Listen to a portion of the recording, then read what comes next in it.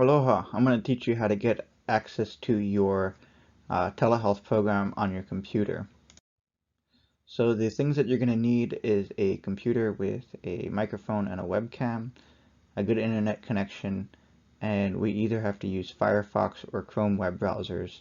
I don't have access to getting online through any other web browser. So first you'll go to this website, morton.ema.md.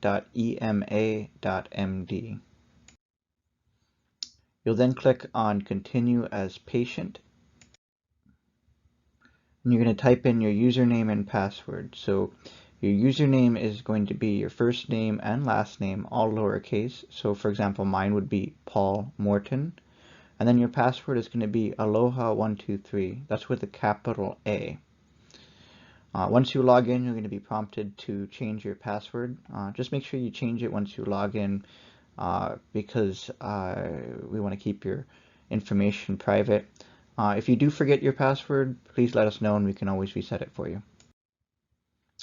You're going to be shown a welcome screen, and you can click anywhere outside of this box to dismiss the welcome screen. Once you log into your patient portal, you can click on Join Video Visit.